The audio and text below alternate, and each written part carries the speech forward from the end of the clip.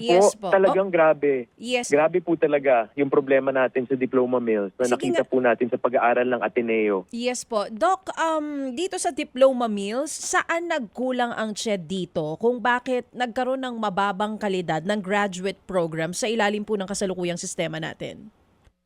Alam niyo po kasi, ang graduate degrees, sa regional level po, ini-issue yung kumbaga, authority or recognition para makapag-offer ang isang university. Mm. Ang challenge po talaga ng CHED is yung monitoring ng mga programs na binigyan niya ng recognition. Kasi, siyempre, pag nag-submit yan ng papeles, mukha namang maayos. May credentials lahat ng faculty, may facilities, kahit i-inspect mo.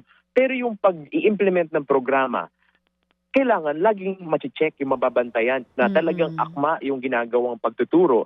Pero ang problema rin po kasi ng CHED, si CHED naman po ngayon under Chair Agrupis na nakikipagtulungan din talaga sa DepEd, TESDA at sa education sector para maayos ang functional literacy. Ang problema ng CHED po historically is kulang talaga sa tao. Alam niyo po ang mga regional offices ng CHED, 30 lang yung tao doon. 30 tao. Pero may mga lugar po tulad ng NCR, Calabarzon, talagang napakaraming universities po dyan at programa na kailangan bantayan at i-check. So kung taon-taon i-check mo po yan, tapos tatatlong po yung tao mo, Oo. sino pa yung may iwan sa opisina? Paano Oo. mo gagawin ng mahusay yan? So talagang Yeah. marami po tayong kailangan gawin. Siguro po, igpitan ng konti yung polisiya. Mhm. Ikalawa, dagdagan ng tao at resources ang CHED. Kasi po kung kulang po sa dalawang yan, wala talagang mangyayari.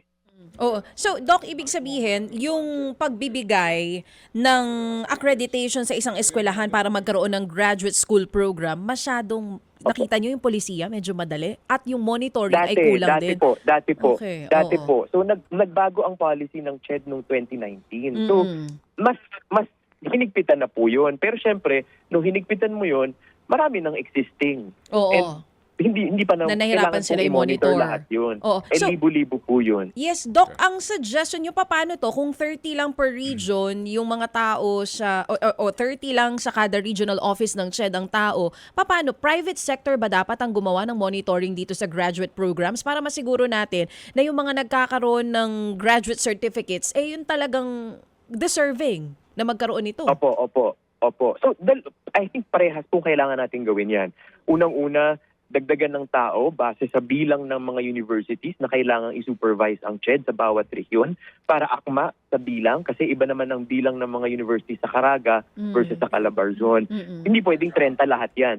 Ikalawa, kailangan po siguro maghanap tayo ng creative ways. Katulad po ng sinabi ninyo, pwede namang mag-hire ng external body or makipag-partner with an external group na pwedeng sumabay na sa atin sa pagmumonitor, hindi po ba? Tapos, yung mga problematic, yun na lang po yung pupuntahan ng CHED para hindi lahat naman kailangan niyang puntahan. So, iba't iba pong mga disenyo para magawa ito efficiently. Oo, last na lang, nakita nyo rin po sa study na ito, more than half ng graduate school enrollment sa bansa nasa field of education. Not because gusto ng Opo. mga kumukuha nito na madagdagan yung kaalaman nila, but because sa requirement. Tama po, mas Opo. mas madaling tumaas yung rango ng mga teachers pag meron sila nito. Opo. So, bago po last year, before 2024, ang polisiya po dito, para maging master teacher, kailangan mo ng master's degree.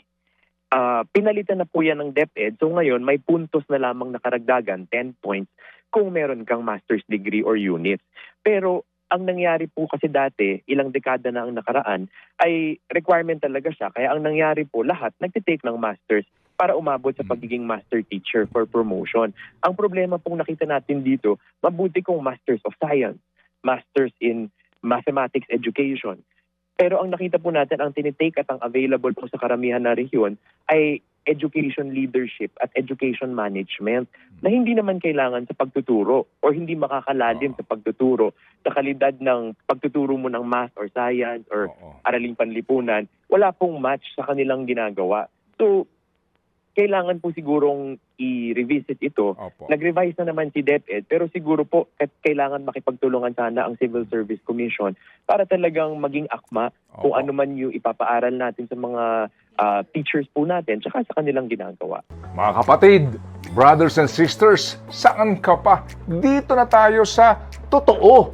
Dito na tayo sa True FM. Mga kapatid, mag-subscribe and follow po kayo sa social media accounts ng True Network PH. Yan po kami. Hanapin nyo lang True Network PH, Facebook, Instagram, YouTube, TikTok, and podcast.